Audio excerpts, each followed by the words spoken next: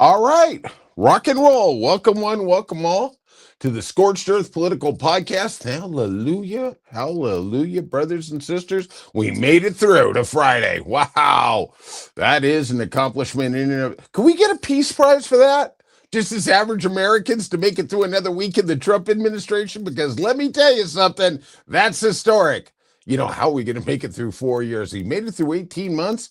Got another kind of long road down the thing. There's plenty that Donald Trump can still destroy in the brief 2.5 years he has left. And geez, the 18 months, really, it only seemed like 5 minutes underwater.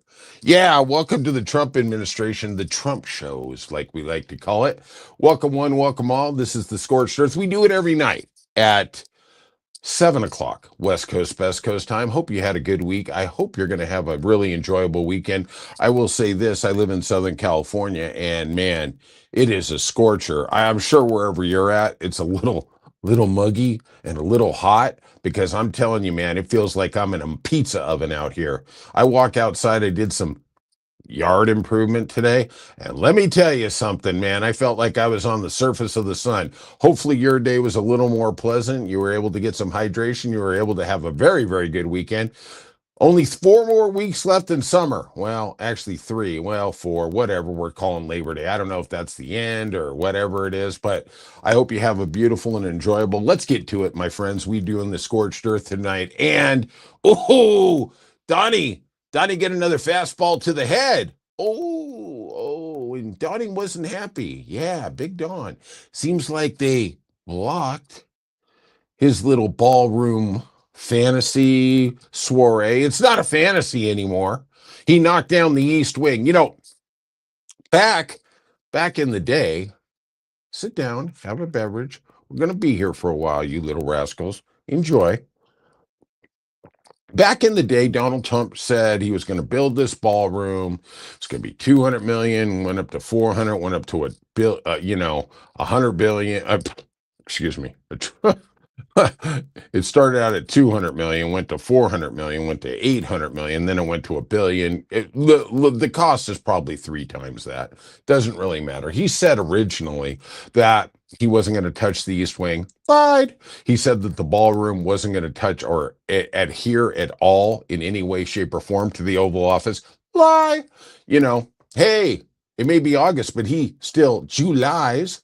And of course, these things aren't true, because Donald Trump isn't going to walk outside from the Oval Office to the ballroom. It never made any sense. He's going to have an attachment where they could walk through seamlessly without dealing with any of that hot air like we have to deal with each and every day. But today, an appeals court blocked his billion-dollar ballroom, whatever we're going to call it. The D.C. Circuit Court ruled 2-1 that the Constitution gives Congress, not the president, the authority to do changes to the White House. He should be held in contempt for what he did to the East Wing. He wrecks it. He starts building something, and all they do is stop it.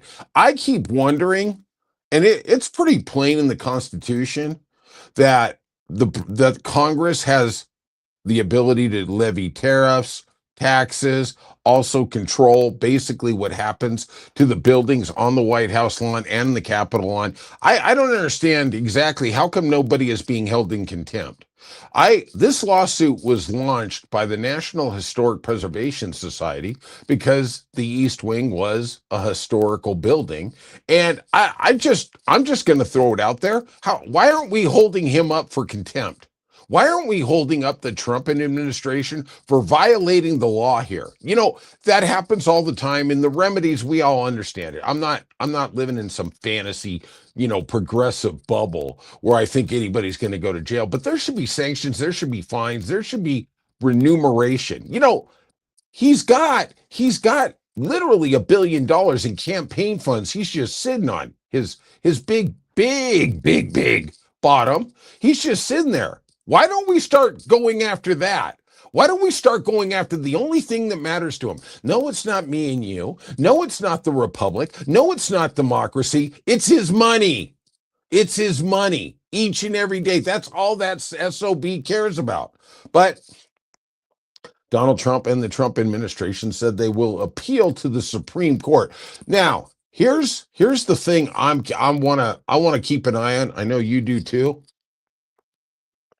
Remember back in the day, God, it feels like, a year and a half of literally the most diabolical horror show ever. Feels like something out of Saw, and we're not Jigsaw. So 18 months ago, his first day in, he instituted those illegal tariffs, right? And it was pretty plain. Everybody could see it. It's pretty basic, except the only people who couldn't see it were three Supreme Court justices. Woo, got by with that one. Oh, hey, we're going to bring back slavery. It's a 6-3 decision by the Supreme Court stopping it. Yeah, I know, right? Like there's three already baked into everything that the Trump administration wants. But to get to my point, the first day, he instituted the tariffs, and basically within a week, everybody was filing lawsuits. It took the Supreme Court a full year to render a decision that said those tariffs were illegal. Now, of course, they pivoted and they started some other illegal tariffs, and then the Supreme Court will come back in another year and give us that decision that those were illegal. But where I'm going with this is the tariffs are what he wanted. They gave him a year to do it. You and I had to pay interest on the money that was accumulated from businesses. You and I aren't getting a check. We're not getting a Doge check. We're not getting a tariff check. We got ripped off on every level here. Okay. The businesses paid the tariffs. They charged us. Then they get their money back with interest. Okay. Yeah. Oh, okay. That sounds like that works out fantastic. Once again, you and I get SCR. Well, you understand where I'm going. There's ladies in the room. But what my point is here is how quickly is the Supreme Court going to come down with this decision, because the ballroom means so much to our big bad Donnie. Oh, I'm going to give you a little spoiler. I doubt it's going to be a year. I doubt it's going to be a year. I'm going to tell you right now, this Supreme Court decision is going to come down. It's going to come in his favor. I don't see how, but it will. They'll find a way to mechanize it around. Brett Kavanaugh and Amy Coney Barrett to the rescue. 5-4 decision. I say it's going to come down within 2 months. And it makes me wonder, why did it take a year? Why did we have to pay the tariffs for a year before the Supreme Court could get off their big fat bottoms and actually tell him that that's illegal and he had to stop it? Oh, I know why. Because whatever Don wants, the Supreme Court says, yeah, let's see how we can accommodate you. Unless it's such an egregious violation of the law, we actually have to figure out a way to give it to, we have to claw it back. Also, today, or I guess it was yesterday, let's frame it. Don, he likes his money. Yeah, he likes his money. And one of the cute little things he's done is in this second administration, God, I literally want to saw my tongue off when I have to say those diabolical words. Second Trump administration. We made a mistake. We were drunk the first time. The second time, I don't know what the excuse is. And he likes to sue media outlets when he feels like it didn't portray him correctly or it was edited wrong. He sued 60 Minutes and got, I believe, $15 million because he said, wait for this, they edited a Kamala Harris interview incorrectly. Like, what? You won the election and they still paid you. Wow, what a rigged game. Okay, sounds good. Kind of like the weaponization fund. He was on both sides. He was suing the government, and then he was the entity in the government deciding whether they would settle. Oh, that seems to work out pretty dang well. Well, Donnie, he was getting high on his own supply, and he went after ABC, he went after CBS. He's currently still going after the New York Times.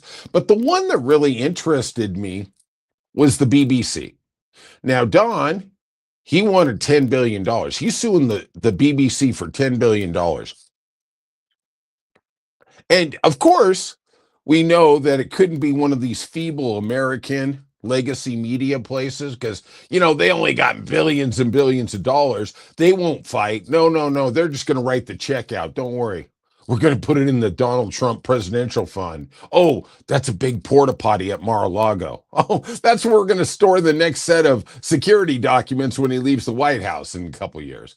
But the BBC fought back. And I've wondered why people don't do this, because there comes a point, there's when you launch a lawsuit, you sue somebody, you say, I've been hurt, whatever.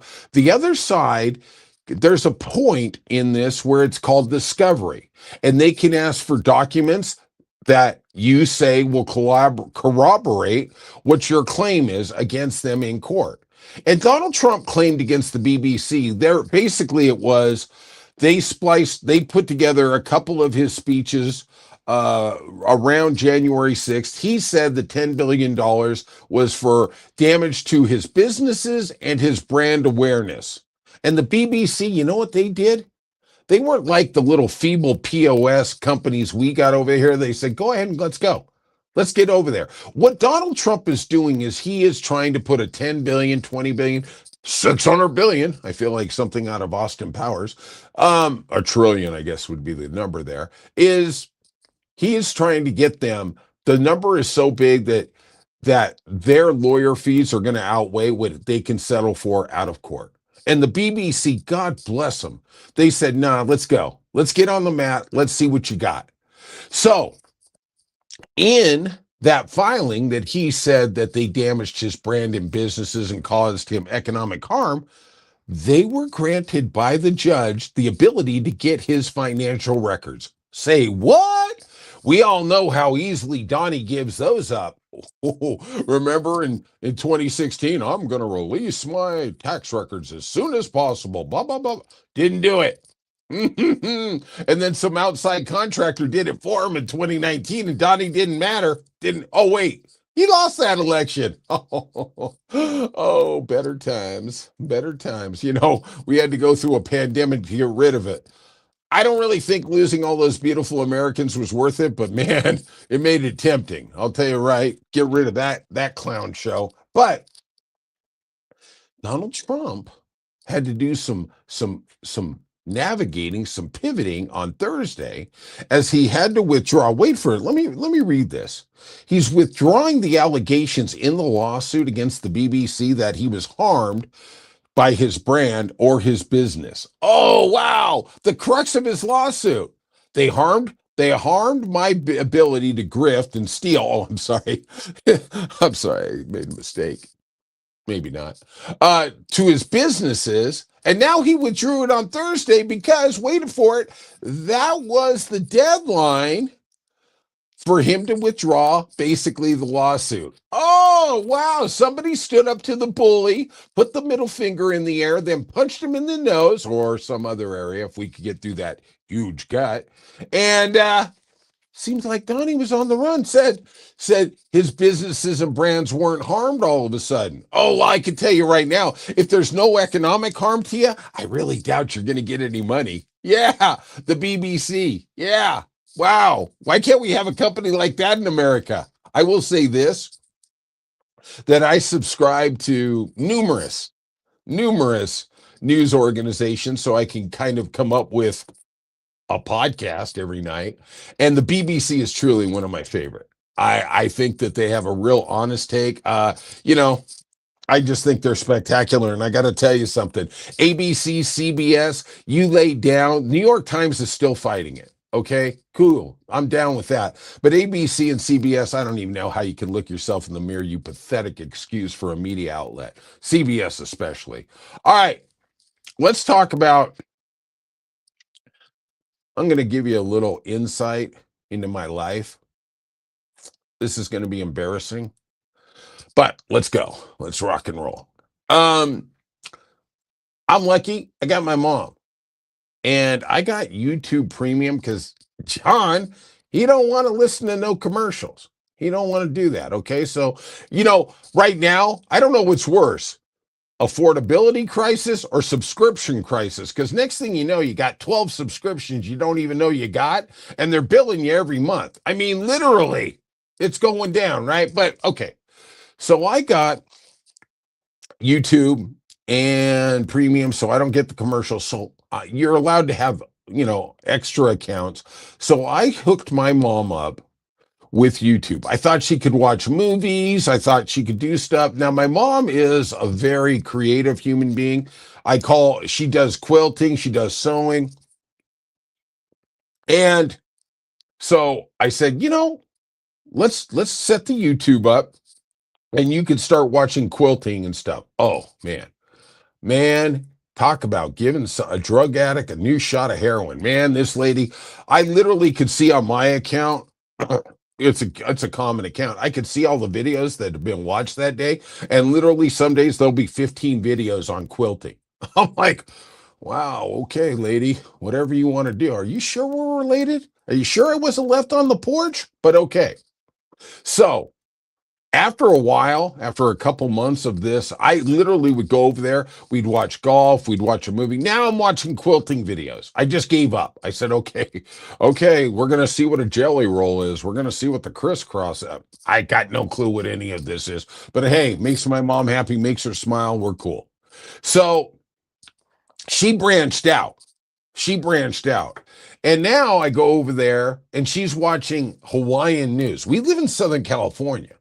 And she watches Hawaiian news every day. And I'm like, Mom, why are you watching Hawaiian news? She goes, because it's different than LA.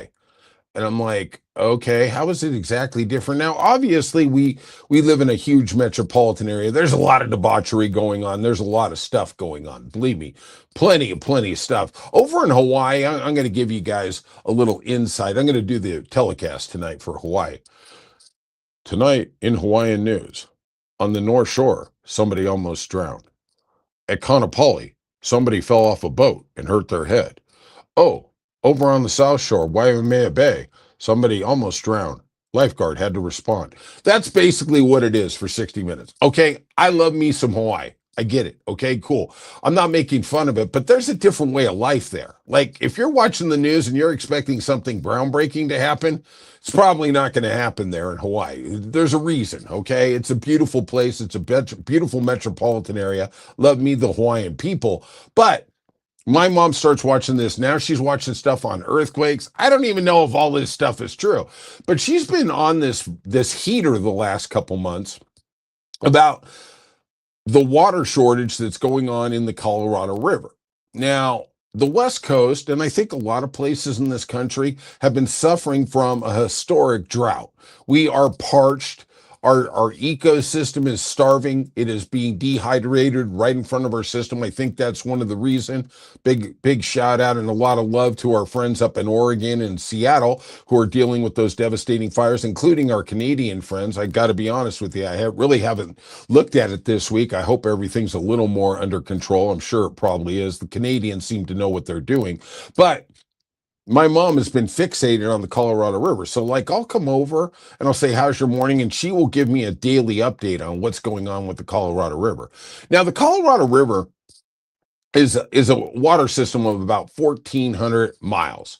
And basically, it starts in the mountains, the snow cap, it goes into Lake Powell, goes into Lake Mead, goes to Lake Mojave. Then it just jams out the Colorado River. Now, it supplies water for about 40 million people. And along the whole route, that's including Utah, Nevada, Arizona, California, and it ends up in Mexico, which by the time it gets to Mexico, I hate to break the news to you, there ain't no water left. It's all pretty much done by the time it gets there, but whatever it is. And it also provides electricity for 700,000 houses. It's huge generator of hydroelectric green energy and things like that. Well, now we're starting to get some numbers. The Hoover Dam, which formed Lake Mead, I'm going to do a little history. I'm sure this is boring as all get out, but let's go with it. The Hoover Dam formed Lake Mead. It basically is the buttress between Lake Mead and Lake Powell, and that's where they got a lot of hydroelectric power. Well, basically, Lake Mead is at the lowest it's ever been since its inception. Now, that's a crazy stat. That's 90 years, basically. Lake Powell, the numbers are supposed to come out next year, and they're at the lowest that they have ever been recorded. Oh, wow. Wow. How are we doing there? Is the Trump administration doing anything? They came up with this feeble agreement last week, and basically it was last Friday, and they basically said this is going to be a 10-year flexible agreement. We're going to allow people to cut back on their water. Let me tell you something. There is no state, there is no city, there is no entity that wants to cut back on their water, because the truth is it comes to me and you. Right? We need water to exist. If there's no water, nothing exists. That's just the plain hard facts of it. Let me tell you something. I love me some Las Vegas. If there's no water, good luck. I'll see you at the Indian Casino, right? I'm not going there. But there was cuts at that agreement. Now, I guess it was a week ago now. On Friday, I believe Nevada got cut 22%, Arizona got cut 18%. But the Trump administration came in and I honestly, I didn't read all the details because they never really release them. They just give you a summary. And of course, with the Trump administration, they're trying to give you a summary of what's going on, but it's going to be very favorable to them. It was this 10-year flexible, and the states are going to kind of work it out, and they're all going to get along and sing kumbaya, and we're going to have a big water balloon party at the end. But I don't think they're addressing really what's going on, that they're in the West Coast. There has to be incredibly, especially in Arizona and Nevada and California, we have to do some drastic cutbacks of our water usage. Like my mom a couple of years ago went away from green lawns to a desert landscape to save water. Okay. I'm not here to figure it out, because if you want to figure out cutting people's water, that's not going to be a very popular political platform. I understand that. We're having a hard enough time trying to survive. But when we look at climate change and we talk about how the temperature is going up, one of the other after effects is we're getting less rain. We're getting less precipitation.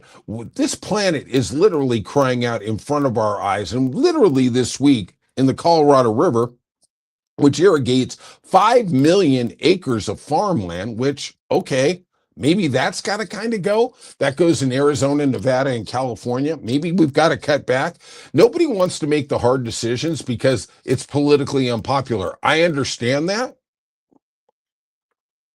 They all get elected. They all absolutely get elected. And if they say something that is politically unpleasing to the electorate, they're not going to get voted back in. I get it. And I came to progressive politics because I felt like I was an environmentalist. Okay. I was talking to somebody the other day, and I was asking her, what are your 5 big things that you vote on? Is it affordability? Is it guns? Is it the price of gas? Things like that. And I think most people, because we are so against it, we are so under the water, proverbially speaking. One day I'll get that language thing worked out. But I think most people, you have to look at what's right in front of you. And that is, we got to figure out a way to economically survive. This administration, any administration, really doesn't care about us. They only tell us for the next 2 months when they want our vote in the election. But the climate change thing, I think, is going to be a thing when it snaps. When there is no turning back, we're in some big trouble. And I definitely see it. You see it with the amazing forest fires, and I don't mean amazing in a good way. They're horrific and they're terrible on every level. And people lose their lives, their homes, everything in that. And I see with the extreme winters, the extreme summers, it just, to me, what I'm seeing in the Colorado River this week, and this is just 3 states. And look, I get it. There's 47 other states that don't give a flying F. I get it. I do. I totally get that. But out here on the West Coast, we are literally seeing the drought really reach epic proportions. And I don't know what the solution is. I think, unfortunately, we're going to have to go to desalinization. And I'm not against desalinization, but it does do a lot of damage to aquatic life. And that really hurts my soul, because I don't want to see flipper, and I don't want to see the little animals getting hurt as they get churned out through those turbines that suck in the water. But All right.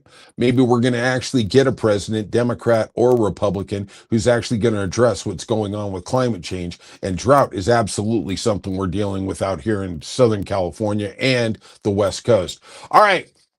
Our boy Don. Our boy Don. God, I love saying that. I love our boy Don. What a POS this dude is. Now we're having elections, we're having primaries. Big Don, he got his boy. Now, do you know who Andy Ogles is? Was? He's this racist, homophobic, xenophobic congressperson from Tennessee. Oh, good old Tennessee. Love me some Tennessee, right? Nashville. Let's do that. And he's been there for a long time, and he says the most incendiary things. I believe this year he said multiple times that Muslims don't belong in America. Well, you know who doesn't belong in Congress anymore? That's our boy, Andy Ogles. Oh, seems like on Friday, he took a header. Yeah, into Lake Mead that had no more water. Yeah, and it busted him up. President Donald Trump, who Andy Ogles literally is more Trump than Trump himself. He literally backs everything. Doesn't matter if he rapes Epstein. Doesn't matter how he grifts. Andy Ogles, he's in his corner. Well, President Trump on Friday did damage control after Senator or Representative Andy Ogles of Tennessee lost his House primary there yesterday, despite Trump's enthusiastic backing. Oh, Donnie doesn't just back losers; he is a loser. Trump said last night was another good night for endorsements. I, he's endorsing people in Republican primaries, and he says, I'm doing really good. Gosh, can I get a participation trophy? Can FIFA give me another award? He wrote 8-1. Okay, so he picked 9 people in Republican primaries this week, and I guess he came out 8-1. Okay, I don't know that to be a fact, but let's go with it. Don changes at the last minute. He's very flexible. And the one was a person who I remain loyal to, even though he had virtually no chance of winning. What?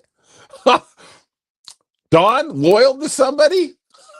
Now that should be headline news on the New York Times. Let's see who this person was. Trump then seemed to suggest after 20-year congressperson I take that back. I don't know if he was there 20 years.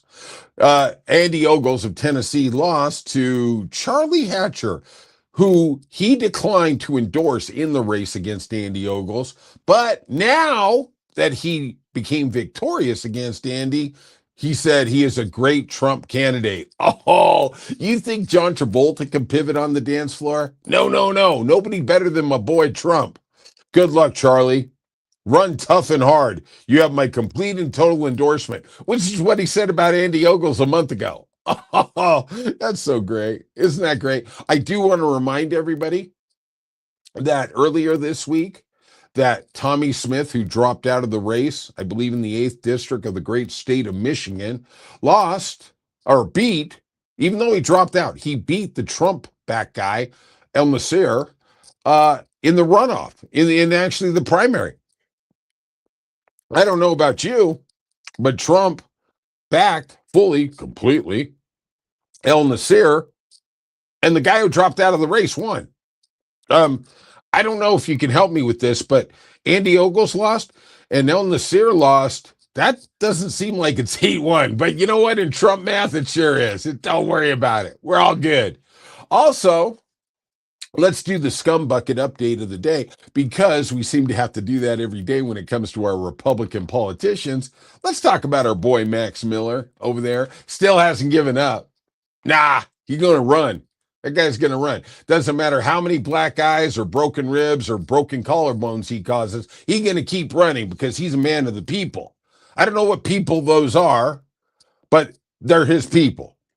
Representative Max Miller today blamed daycare after his daughter was rushed to a hospital last year with bruises. Apology. I misspoke there. This report came out today. This happened a long time ago. Now, let's try and figure out who's leaking this stuff. Now, let's set the table. His father-in-law is Ohio Senator Bernie Moreno. Okay. He watched his daughter get abused. He watched his grandkid get abused. No, not going to say a thing. Going to endorse him for Congress. It's all good. Got to make sure we got plenty of money so the kid can afford hospitalization cost. And then all of a sudden, last Sunday, after they were married from 22 to 25, I'm just going to take a highly speculative allegation here that maybe there was some physical altercations in the terms of that marriage. Oh, there was. They documented it. Oh, yeah. Okay. Yeah. But old Bernie Moreno didn't say a word. He's going to go after Dr. Fauci like he literally started smallpox. But no, he's not going to say nothing about his abusive, alleged son-in-law, Max Miller. Okay. Understand this. The wife and the kid are the innocent victims here. Okay? The people who are the thugs and the scum buckets are Max Miller and the dad. The dad wants to all of a sudden, Bernie Moreno wants to act like he cares about his kid. No, you didn't. You didn't. You should have called him out years ago. You should have stopped him from running for Congress. No, you are a scumbucket. I consider Bernie Moreno as high of a scumbucket as the guy who put his hands on his wife and his kid. Allegedly. Please, please, man. Why do we even got to say allegedly? Okay? But back in February of 2025, that's when the Trump administration was just getting rolling. Max Miller, sued a Westlake, Ohio daycare provider after a daughter he shares with his ex-wife. They were in divorce proceedings at that point. Emily Moreno, who's the daughter of Ohio Senator Bernie Moreno, was taken to an emergency room with injuries on her thighs, face, groin, and other areas of her body. And she was caused to incur psychological trauma. No kidding. Poor kid. Poor kid. I believe she was 2 years old at the time. Her mother took the girl, then under 2 years old, to a hospital on January 27th, 2025. That was only a week after Donald Trump started his ascension into the dictatorship. And that was after a daycare staff member alerted police as well as the Department of Children Family Services. Okay? Wow. I want to use some vulgarity here, but let's see if I could set the table. Let's take a step back here. Let's take a step back. Where is all this stuff coming from? How is this getting leaked to the media? Let's see if I can get this right. I doubt this is coming from his opponent. They want to get Max Miller out because they think he is a political liability at this point. They don't care. They don't care. And I'm just going to go out there. This is scorched earth.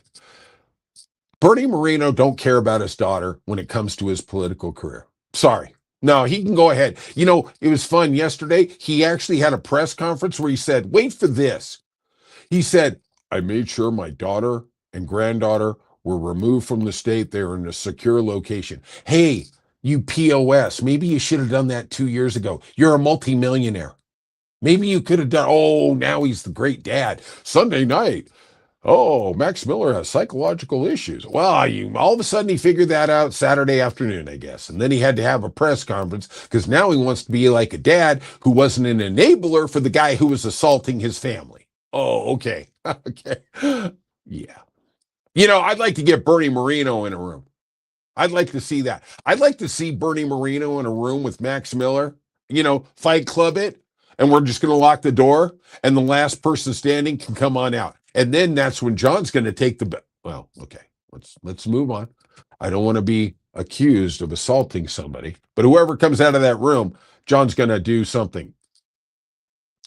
All right. So let's see if we get this right. The daughter went to daycare, the granddaughter who was less than 2 went to daycare. And all of a sudden the daycare worker noticed that there was a lot of bruising, there was a lot of injuries, there was a lot of psychological trauma on this beautiful little innocent infant. Oh, wow. Now, Miller then claims that it happened at the daycare. Oh, so he sued him. Now, you could be cynical and say maybe he sued him because he didn't want the allegations to come back to him, and you would be absolutely correct. Yes, you would. But he claims that it happened at the daycare. Okay. Now, obviously, we know Miller has a long history of abuse allegations regarding his wife and his daughter. Broken collarbone. How you doing? His lawsuit, which was filed right before his divorce was finalized, excuse me, that's when his wife was starting to bring up allegations of abuse, accuses the school and four named employees of failing to properly train and supervise their staff in the proper treatment of children in their care. They called CPS. They called them. Defendants abused and neglected a child dependent upon them for protection. So basically, they dropped the kid off. Then all of a sudden, when the the caring person at the daycare said, "We got a problem here," and called the authorities, then all of a sudden Max Miller said, "What did you do to my kid?" Oh, sorry, Max, we're not falling for that one. Not so much. So where is this coming from? I don't know. Seems like the Republicans are pushing some heavy pressure to get Max Miller to drop out. Now, I do research on this show. Okay. I know it doesn't seem like it, but I actually do. Okay. I don't understand what's going on in Ohio. Let me share with you my incompetence, my ignorance of what it is. I was told on Monday, I read on Monday, when I read something, I do try to check it once or twice. I don't just go off of, oh, this is out of political. Oh, this is out of Axios. I want some verification. Look, I'm not a reporter. Okay, I'm not Maggie Haberman. I'm not Jonathan Swan. Okay, I'm just a guy who believes if I can look at two or three or four sources on something, I'm going to be able to get a higher degree of reliability. Am I wrong sometimes? Absolutely. If I'm wrong and you want to drop it in the comment, I'll own it. I'm no Max Miller.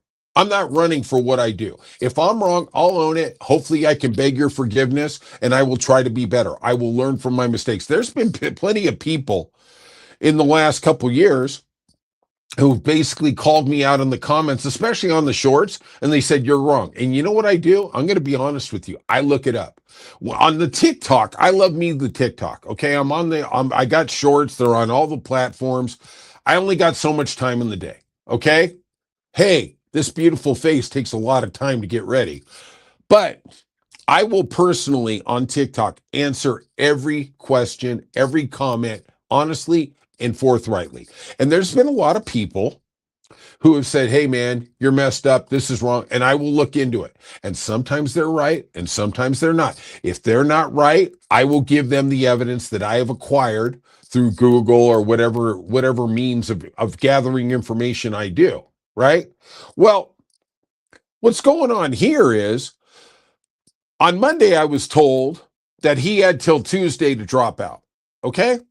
Then on Tuesday, when I came into the podcast, 7:00, West Coast, Best Coast time, once again, my producer tells me, John, like and subscribe. Tell the people to like and subscribe.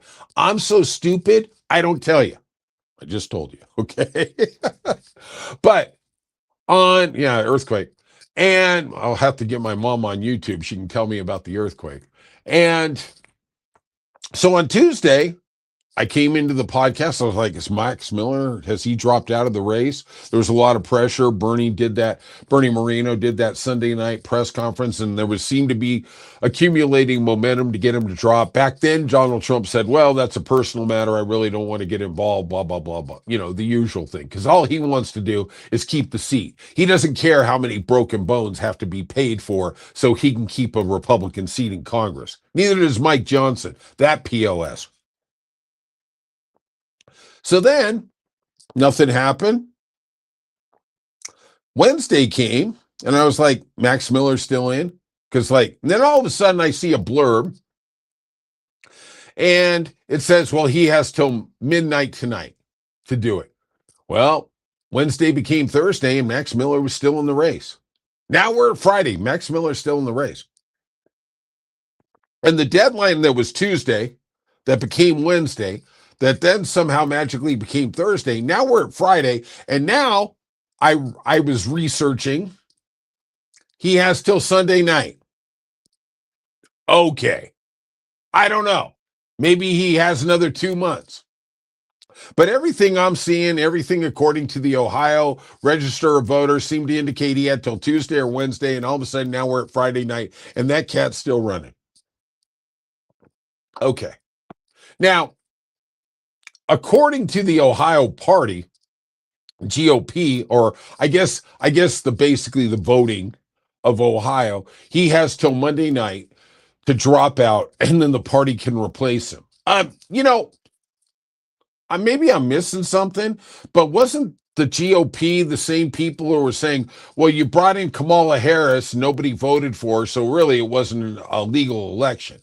Did I miss something? So now all of a sudden, Max Miller, theoretically, if he drops out this weekend, you're going to install somebody strong arm style when you literally, for 6 months, were talking about Kamala Harris, who at the time was still the sitting vice president. She was on the ticket with Joe Biden that won the nomination for the Democrats. Oh, okay.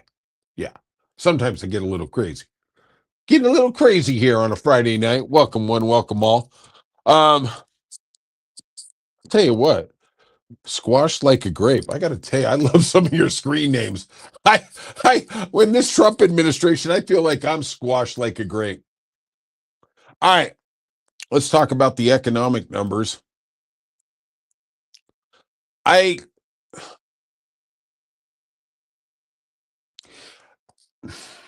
How do I start this out?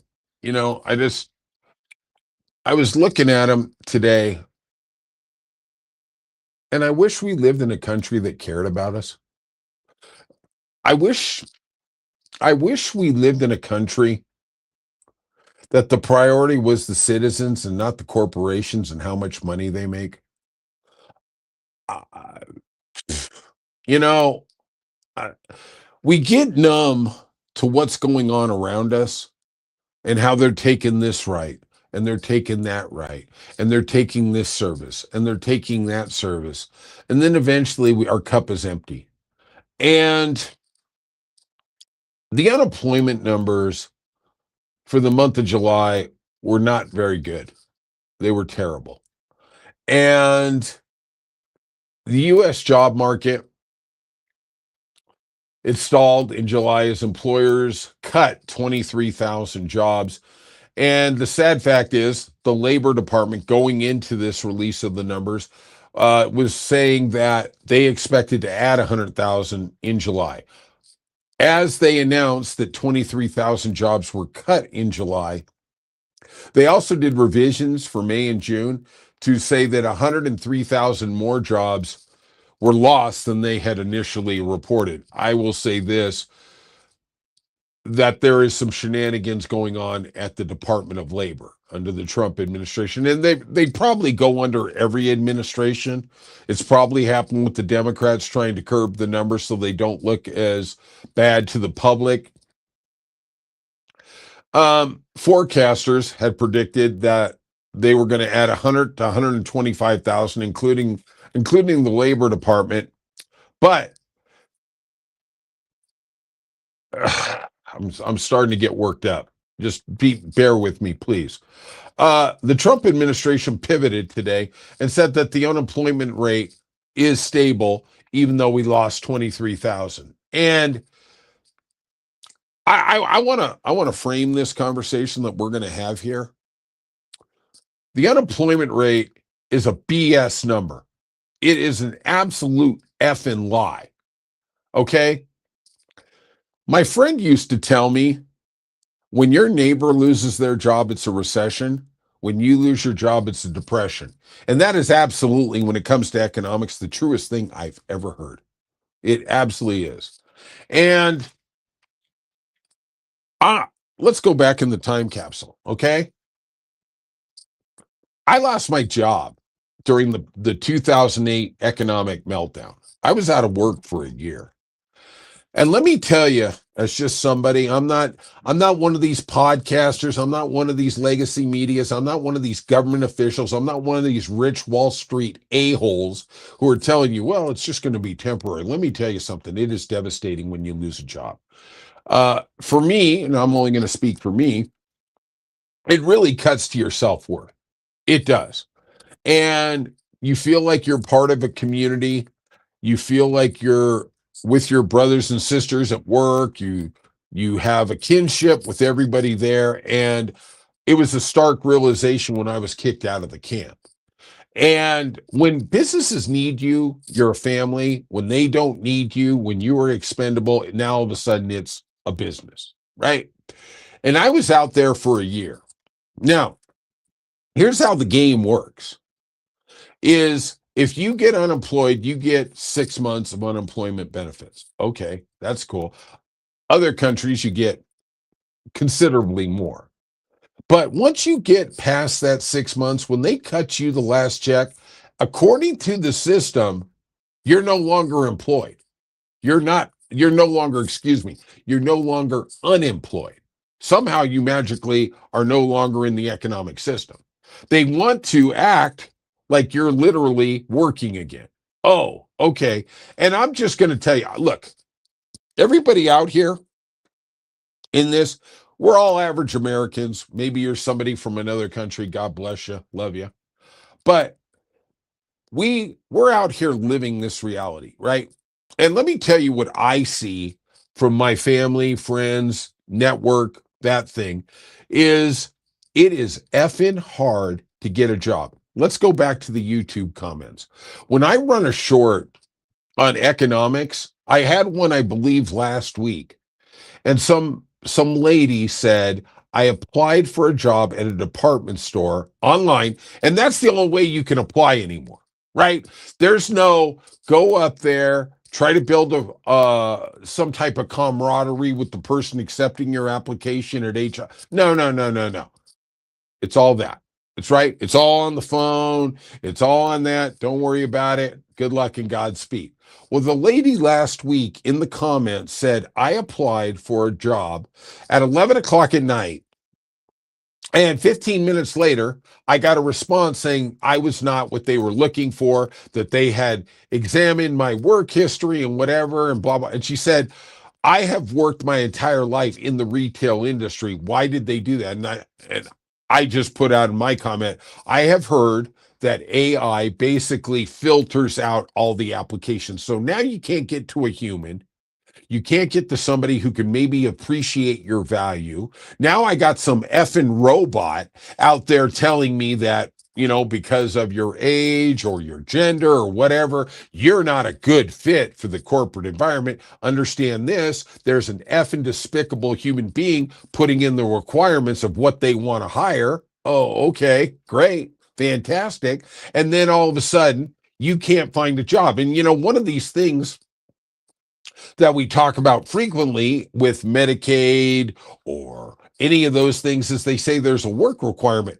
It is this whole notion that you can go out and just find a job magically. It is such insane BS. And I am not going to use that vulgar language. I probably should to emphasize my point, but it is absolutely unequivocal nonsense. There is so many people, and I will say I was one of them. When I got laid off, back in 2009, 2010, I was working hard to try and find a job. Sorry. No. No. No. Rejection. Rejection. Nobody can even you can't even get to a human being.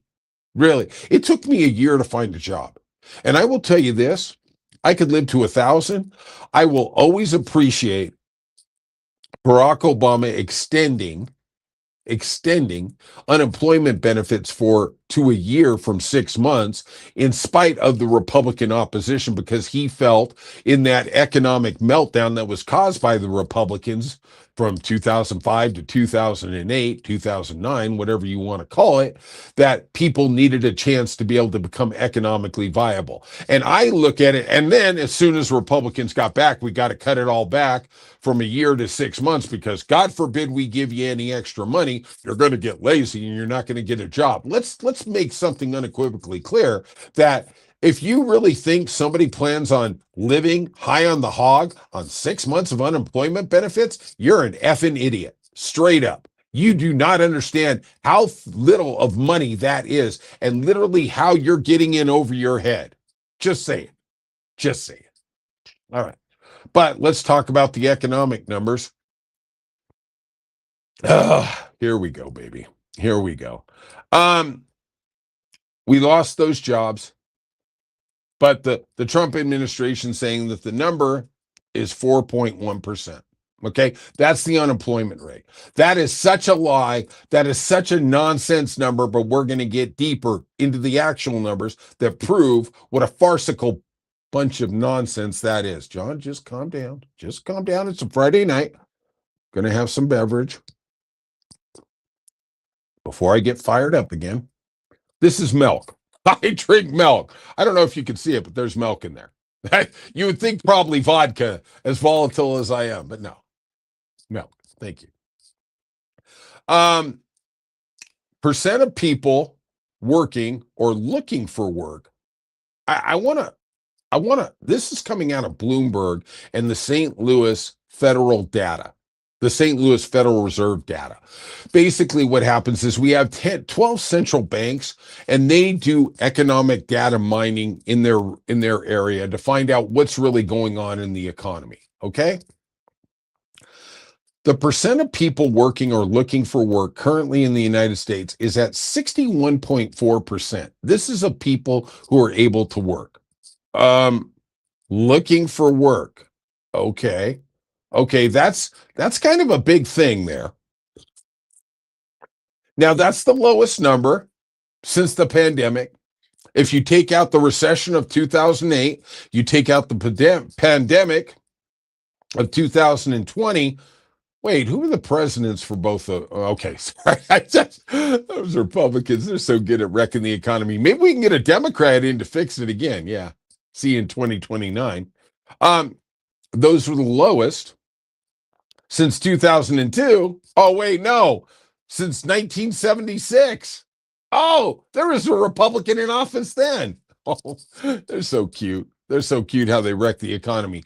1.8 million Americans currently have been unemployed for over a year. They call that chronic long-term unemployment. And long-term unemployed make up 25.5% of all jobless in America. Like I said for myself, once I was there past a year, I didn't exist. I didn't exist at all. And if you have a job, I hope you don't understand what I'm going to tell you right now. I don't care how hard, how awesome you are. You can get humbled real quick in this world. You can get, capitalism has an amazing way of humbling you, right? And I will say this, when I got laid off, I tried like the Dickens for 3-5 months. I mean, I was applying. I was just grinding for a couple hours a day. And when you have a job, you don't understand what this is. After a while, you're like, what's the purpose? What's the purpose? Like, you go through the first month, you go for the first 6 weeks. And after a while, you're like, I know what the answer is. It's no. It is hard not to get deflated. It's like going up to that really hot person and asking them for a date. And, they say no for 6 months. And you, at some point, you're going to say, yeah, maybe I just got to move on. And that's literally, I had my mom tell me back in those days, she says, well, you're going to have to find another career. And I go, I got 20 years invested in this career. What am I going to do? And she goes, you just got to find a new career. Okay. Thank you, Mom, for that morally supportive position. God bless her. 4.8 million people want full-time jobs, but are forced into part-time work because employers are cutting shifts to save on health care and other assorted benefits. Of course they are. I've told you the story about my sister, worked at Walmart for, I believe, almost 10 years. And Walmart at the time, I don't know if this is still true, would only give health benefits to anybody who worked 32 hours a week. She got 31 hours a week, literally for year after year. Yeah. Wow. What a coincidence. They don't have to pay her health care. And then when she went into the HR office at her Walmart store, they handed her state health forms so she could get it from the state. Walmart only makes, $15 billion a year. Let's make sure they don't have to contribute it to any of the societal benefits that they have made so much money off of. Yeah, let's move on. Unemployment rate for the 16 to 19 demographic is 12.1%. I think that's a nonsense number. I think it's a lot higher than that, because if you don't have a job, you just say that's it. You don't get unemployment under 18. Ain't that sweet? 25% of workers under 30 are underemployed, part-time, low wage. 50%, 50.4, excuse me, of recent college graduates under 30 are malemployed. I got to be honest, before I started researching this story, I didn't know what malemployed meant, but here it is. Jobs where their degrees are useless for the job they are doing. Now, I've known people who literally accumulate $150, $200, $250,000 in debt to get some degree, some piece of paper. Hey, how you doing? Got that piece of paper, and then they can't find a job. I remember I was working somewhere, and the project superintendent was so thrilled because his daughter, who had a master's, got a job at Starbucks. There was a New York Times article, I believe last November or December, talking about people from Stanford, not exactly a fly-by-night university, who literally, with masters and even PhDs, were happy to be able to get into the food service industry. And when I mean the food service industry, I'm not talking about they were going to be a chef at the Four Seasons. No, I'm talking about they were going to be an assistant manager at McDonald's, or they were going to be at Chipotle. Don't eat the jalapenos, people. And just places like that. Yeah, what a country. What a country. But as we see the economic numbers going down, especially in this Trump administration, I want to harken back in the spaceship. Let's get back in the time capsule to the 2024 RNC. Okay. Oh, this is Scorched Earth. You know I was going to bring the fastball on a Friday night, okay? Don't drink too much of that alcohol. I want you to hear what I got to say here. You know what, honestly, it's been a tough week. Go ahead and drink up, okay? I'll catch you tomorrow. We do this every night, 7 p.m. West Coast, Best Coast time. At the 2024 RNC, Donald Trump said unemployment by Americans was directly tied to immigration. Say what? Oh, okay. In that speech,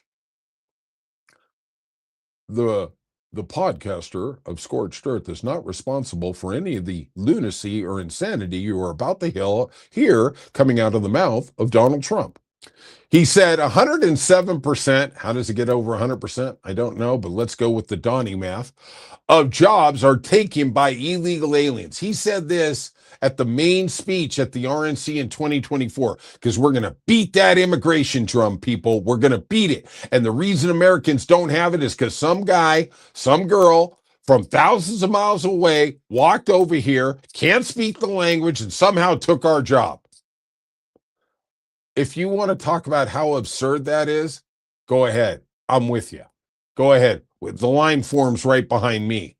Then he said, we have an illegal immigration crisis, and it's taking jobs right now. It's a massive invasion of our southern border and has destroyed American jobs. Okay. In that speech, he also said the lack of union jobs was also due to immigration. I got to tell you something. The reason we have a lack of union jobs is because of right to work that the Republicans push each and every day. But let's move on. That union podcast is down the road. DHS. Now, this is what Don said to get elected. Okay, in August of 2024, illegal immigrants are taking our jobs. Once we get them out, there's going to be plenty of jobs for everybody. I don't want to spoil what's coming, but it probably is a lie what he was saying. Let's continue. So Don, he takes the throne January 2025.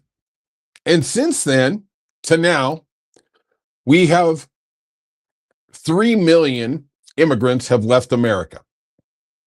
750,000 are through formal deportations. And I got to be honest with you, this number stunned the bejesus out of me. I hadn't seen this. 2.2 million people have self-deported. Wow. Wow. Okay. Wow. Wow. Okay. All right. So now we're taking 3 million people out of the workforce. Okay. These are real numbers. I'm not just making this stuff up. I used assorted places, St. Louis, Federal Reserve data. I use Bloomberg. I use CNBC. I'm not going to attribute it because it's going to make the podcast even seem more boring than it already is. Is that possible, John? I don't know, but let's try to avoid it. Civilian workforce, when Donald Trump took office, January 20th of 2025, was 170,696,000. Okay? Let's just call it 171. Today, August 2026, the workforce is 169 million people working in America. It's basically 2 million less are working now than worked when he came in. Oh, okay. Doing a great job rebuilding that manufacturing base. Yeah. Oh, lost 22,000 industrial manufacturing jobs in 2025. Okay. Don't worry about that. Let's not use the numbers. Okay. So now the job market has compressed by 2 million. Okay. Plus, we've lost 3 million immigrants. How exactly are we still hemorrhaging jobs? According to Donald Trump, when he did that RNC speech, once we get rid of the immigrants, there's going to be plenty of jobs for everybody. Oh, seems like Fat Don may have lied a little. Oh, that's surprised, right? Now, let's go back in the time capsule. I know, special effects are amazing, aren't they? In 23 and 24, Joe Biden, remember that guy? The guy we couldn't wait to get out of there? He averaged creating 162,000 jobs per month for those 2 years. Wow. Last month we lost, what did I say we lost? 23,000 jobs. Wow. And Joe, the guy we had to get rid of over a 24-month period was creating 162,000 jobs. Wow. Wow. Now, in the 18 months we've had Donald Trump in office, with the tariffs, with the inflation, all the good stuff that only the Republicans love to bring, he has averaged 37,000 jobs a month added to the economy. I don't know about you. I don't need a calculator. I don't need Magic 8 Ball, but I think 162,000 is quite a bit more than 37,000. Sometimes I get a little crazy. 2025 was the worst non-COVID, non-recession job creation year since 2002. Also, as a bonus, 2 weeks ago, Donald Trump announced he was going to reinstitute tariffs of 50%, 12%, 10%, 107% on imports. I'm sure that's just going to make everything so much better. And where the game gets rigged is we have a country that caters to the businesses and to the billionaires and not to me and you. Yeah, there's some things they do, but understand this, we're the wealthiest country in the world. Are you going to tell me 6 months of unemployment is going to make your life better? No. Here's I pulled up some things that they actually do in the socialist countries. Yes, socialist countries of Europe and the Nordic. This is our Finland, Sweden, Denmark, the countries that actually care about their citizens. I remember it was Matt Damon narrated a documentary, I forget it at the moment, talking about after the 2008 great crash and how they repaired it so much easier over in these Nordic countries. And basically, one of the leaders told or said on camera, said, when everything went down, we decided to help the citizens instead of help the businesses first and foremost. He goes, we got around to the businesses. He said, but in America, you guys decided to help the businesses, and then whatever was left over, you decided to give to the citizens. And that exactly hits the nail on the head. Here's some of the things that are socialist that they do in Nordic countries to help their citizens. And this comes out of the government. You call it whatever you want. If you think capitalist businesses are going to do one effing thing to help me and you, I tell you to go back to my story about my sister and how Walmart literally put her under the thumb, and after years and years of loyal service, didn't give her health care. Okay, let's move on.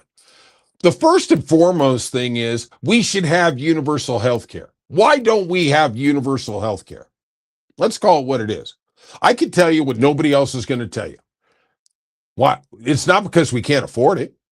We're going to put $1.5 trillion into our defense system. Of course, don't forget about the other 500 million that's going to go into the energy department for the nukes and all the other missiles. Don't worry about it. Let's just concentrate on that. Now, we got the money. The reason that this world, this America, doesn't give us all health care is because they want to keep us under their thumb. They do. I saw a poll when I was very involved with MoveOn.org back in the day. And I wondered, you see these studies, and the Koch brothers, who are about as despotic and greedy and just capricious as any organization could ever be, they did a long-term study, and they found that businesses across America would save literally trillions of dollars if there was universal health care. And I asked the people at MoveOn, you can see because of this, I'm so naive, right? Back then I really was. And I asked, if businesses can save so much money because they don't have to do the HR, they don't have to do the paperwork, they don't have to go out and deal with different health plans, why aren't they embracing healthcare? And they showed me statistics that when 70%, this is just women, when they lose their job, the 70% of women, their first thought, or their significant other loses their job, their first thought is, what are we going to do about healthcare? It's not, am I going to get another job? Women are deeper thinkers than men. Okay, absolutely. Most guys, when you lose your job, I'll use myself, all I was like is, how am I going to get another job? Women are thinking, they're playing chess. I'm playing checkers, they're playing chess. And they're thinking, what are we going to do for healthcare? What are we going to do for healthcare for our kids? What are we going to do going forward? And that's why the capitalist system doesn't put in universal health care, because it would take a burden off us. It would basically, when you want to go into your work and literally tell them to F off, take this job and shove it, you don't, because you need the health care. Absolutely, that's what it is. Maybe you have enough money, but you don't have the health care. That's exactly what they want us to do. They want us to be inside this rigged system. Well, the Nordic countries say, and a lot of countries say we have universal health care. Our beautiful neighbors to the north, Canada, does it. I believe Mexico does it now under Scheinbaum. These are countries where the leaders care about the citizens more than they care about the corporations. Make no mistake, the corporations are still going to make their money. They're going to make their billions and billions of dollars. This is something that needs to come out of the government. Don't tell me we don't have the effing money when we just spent $300 billion on some stupid war in the Middle East. And, fun fact, I didn't want to talk about the war today. You know why? Because here's what the headline was. The war's ongoing. Negotiations are going. The Strait of Hormuz might open. I got tired of it. I got to be honest with you. If you made it this long, God bless you. But I'm going to tell you something. It's getting insidious that I am watching us literally burn pallets of cash every day in this war, when it could be going to help me and you. It could be going to pre-K. It could be going to Medicaid. Jesus H, man.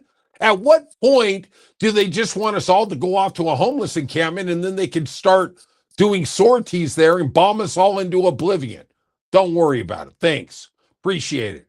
Also, in the Nordic countries and quite predominantly through Europe, there's free or heavily subsidized higher education. That absolutely should be going on here.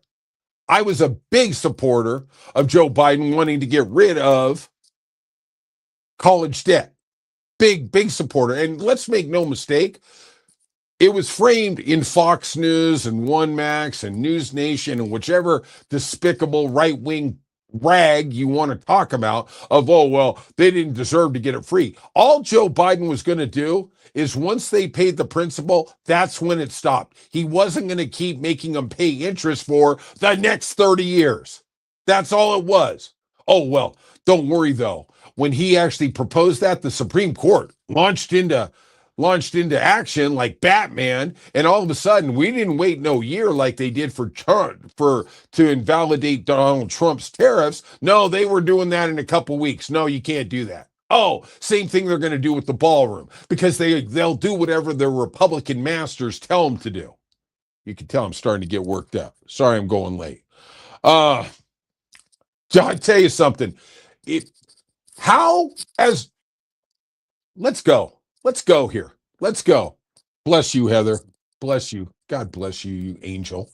I'm going to tell you something. How is it that none of this is getting talked about as we're 2 months away from an election? 3 months, whatever it is. 90 days. Jesus, how are the Democrats dropping the ball here? Why can't they give us a vision going forward instead of, hey, we ain't Trump. We ain't them. We're not going to give you any kind of plan. We're not going to give you any type of solution. We're not going to give you any hope. We're just not those guys. And maybe that's where the great Mondani, he actually came up with stuff and then he's doing it. Oh, wow. You know, when he was coming in and he was saying, we're going to cut the bus fares. We're going to cut the subway fares. We're going to go after people who have multiple houses in New York. Fun fact, those people sued him today to stop that plan, that he was going to tax them for their second and third home in Manhattan because, hey, when you only got 100 million, you really can't afford to pay taxes. Okay, cool. And he also said we're going to put grocery stores in that are going to be charging 30% less to help people. We're also going to deal with air conditioning. We're going to deal with electrical. And you know what the guy did? He actually started doing it. He gave people hope, and then God bless, the guy said, yeah, we're going to do it. I'm going to cut through the red tape. We're going to do it. Are you hearing anybody on the Democratic side come up with that kind of stuff? The only people I'm seeing who are coming up with any type of hopeful solutions, Abdul El-Sayed. Of course, we got to call him a dirty Muslim, right? That's what we got to do there. Graham Plattner, I did not, once the things came out, he had to go, but I understood what his message was of hope for us all out here on the ground level. Look, nobody is talking to us. They talk at us. They talk down to us only when they think they want to get a vote from us. And then as second they get our vote or don't get our vote, they don't care. What are both of these parties scared of? You know what they're scared of? They're not scared of the other guy or girl. No. They're scared of a third party that might actually emerge from the wreckage of these ashes like the Phoenix and maybe give Americans hope. And I look at what Europe is doing. Oh, here. Strong labor protections, mandated pay leave, often between 4 and 12 weeks, generous parental leave, strict rules about layoffs, child care. Oh, gee. Remember when Kamala Harris said that maybe we ought to start dealing with child care for these beautiful working moms who are trying to figure out a way? Oh, my God. That was just, no, let's burn the earth down. Oh, okay. So when Carolyn Leavitt, because the Democrats got it passed, this parental leave for government employees, when she went out there for her 11 weeks or 13 weeks, whatever it was, I apologize for not knowing the accurate number at this point. When she When she went out, you know what the coolest thing was? And somebody dropped in the comments, and thank you. She had her job waiting for her when she came back. Let me tell you how rigged it is for women. They got to give birth, which, God bless you, I don't know how you do that one, right? And then literally, they've got to figure out a way to put the whole family together. What am I going to do for childcare? Like in California, FMLA, family leave, family medical leave, I believe it's 12 weeks over 2 years. I'm telling you right now, it should be double that. And this is something that should be supported by the government. Women are a vital thing. Women get rigged against in the system. They don't get maternity leave as much as they should. They don't get PTO. They don't get childcare. Because you know what the society is? It's just like the abortion thing. Oh, you know what? Your body, our choice. Men, it's kind of like, oh, I was the sperm donor. Sorry for being vulgar. I apologize for that, but I don't apologize for it. The men can get away with, hey, I'm the sperm donor, and then I can kind of check out. Women got to take everything from there on. And you know what? That's a bullshit world. That is a, sorry for the language. I apologize. I try to curb my language, but literally, how insane is that? Like, we are all getting treated like dung, like feces, and then the women get even treated worse than that. I mean, really, but nobody is talking about that as we barrel into the midterms. Well, we're not Donald Trump. Oh, we're Donald Trump. Oh, kumbaya. Let's go for the war. Let's go over to Cuba and see how much more money we could spend there. God dang. Also, much more generous unemployment benefits and also job retraining. You know, it's so funny when they talk about job retraining in America. Yeah. You want to talk about the big white lie? It don't exist. Yeah. I'll just tell you that. Housing subsidies they give in Europe, progressive taxation, and here's really the key point. They have VAT, variable amended taxes, and basically the more you make, the more you pay in taxes, and that's absolutely how it should be. John, that's me. Let me introduce myself. I'm John from Scorched Earth. I'm running for president in 2028.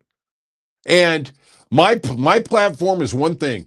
You everything else can go blow off. Anybody makes under 80 grand, you don't pay taxes. Let's go. Let's see how that works on the political scale. I got a funny feeling if John can get a little cachet here, John's going to win. Because you know what? We are all getting treated like an afterthought in this political system. I love the Democrats, but they treat me like dirt. It's just like, who's the least abusive here? Who's the least abusive? Do I want the Republicans? Let's just call them the Max Miller. Or do I want the other person, the Chuck Schumer, who just slaps me around a little in public? But when we get home, he gives me a foot massage and tells me it's okay and he's sorry. Yeah, right. Okay. Yeah. Well, let's look at what we've got in America in 2026. No universal health care. You lose your job. Sorry, good luck. Oh, don't worry. You can go on Medicaid. Oh, no, you can't. You got to have work requirements. Oh, sorry. Oh, ECA credits. Oh, no, they cut those. Oh, sorry. Sorry. Good luck. Good. Yeah. How disgusting is that system? Good luck trying to get private insurance. Good luck with that one. Yeah. Right. No federal paid leave mandates. Weaker unions. And absolutely what this administration and the Republicans do, they want to cut the legs out of unions. And you know what unions do? I am the biggest union advocate you can find. They provide an economically viable future for middle class America. And also, what they do is they set a pay standard that ripples over to the quote unquote non union sector. If somebody in the union is making $30 an hour, it's very hard in a comparable industry, quote unquote, in a non union to pay something less than, say, 25. It's hard. I'm sure it happens. I'm not saying it doesn't, but they can't pay you 15, right? Literally, the union sets the real market for what we get paid. Now, we may be in a union, we may be not, but I think most of us are very lucky that union sets the scales that hopefully ripple across the industry. And if you look at industries that don't have huge union forces, entities, fast food, whatever, I think their workers are taken advantage of quite a bit. I'm trying to be kind here, okay? My girl Heather's in there, okay? I don't want to offend the lady. She is a lady. God bless her.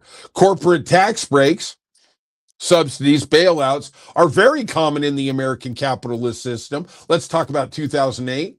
Let's talk about 2012 with Detroit. Let's talk about 2020, where trillions of dollars were given to businesses, but not me and you. Yeah, we got a check. That was great. Thanks. Thanks for the $1,500 check. I feel much better now. Thanks. Oh, make sure you can give the corporations trillions of dollars that they don't have to repay. That's great. Oh, the airlines. Remember that? Oh, yeah. Yeah. Sorry. Citizens United and other assorted lobbying groups now can give unlimited money to the political corporate structure and basically get whatever they want.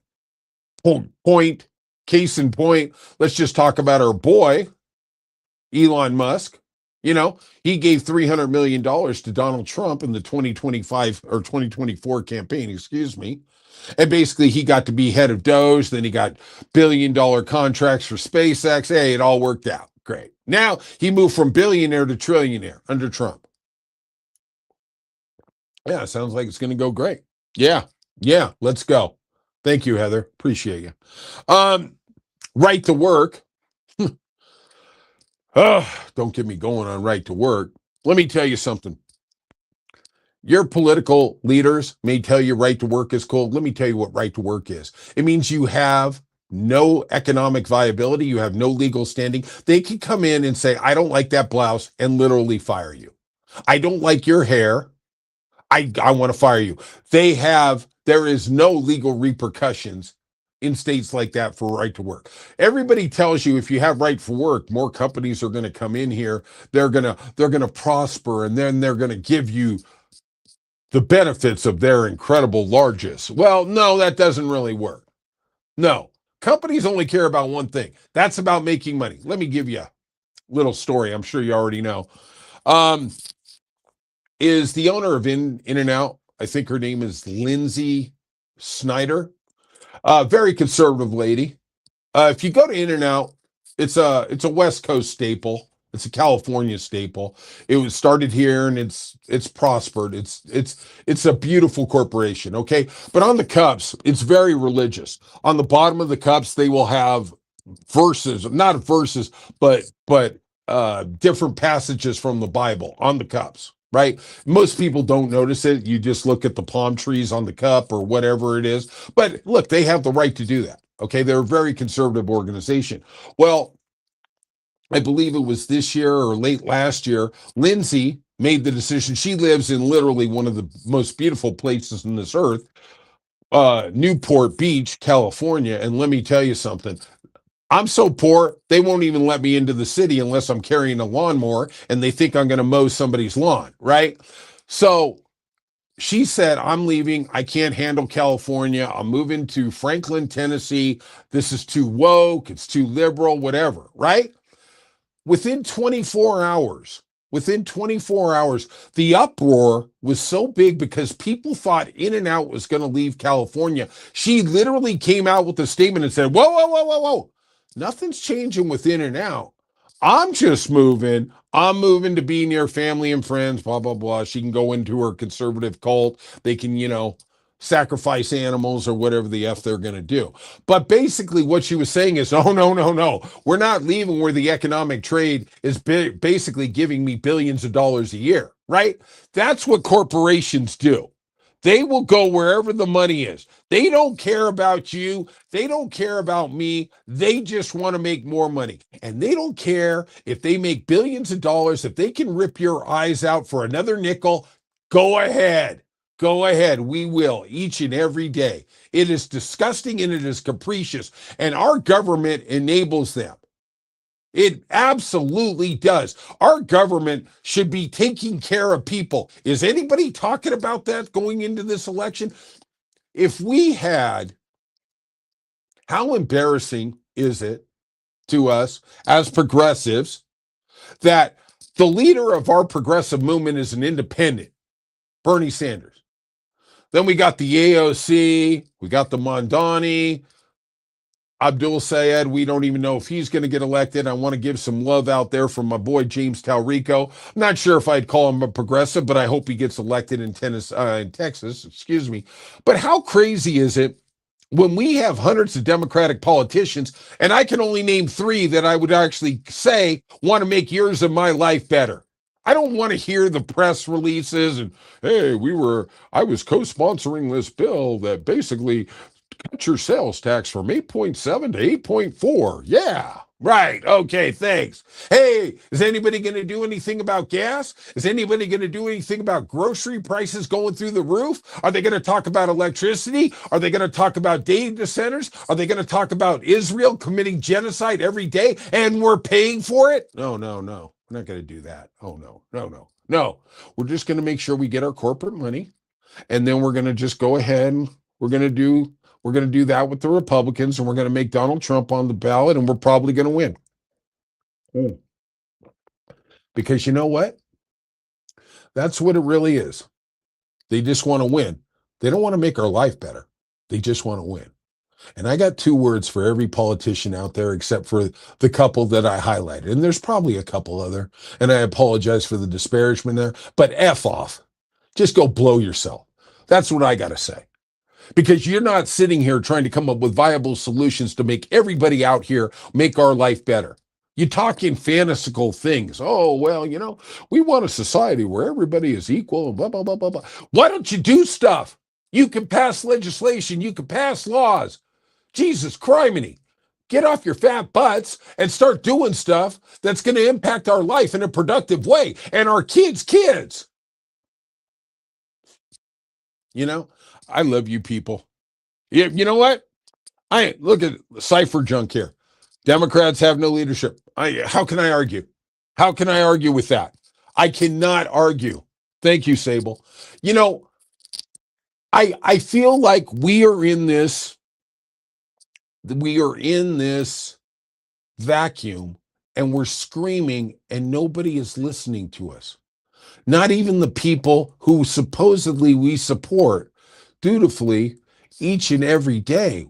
The progressives, the Democrats, whatever. Look at, how is this going down?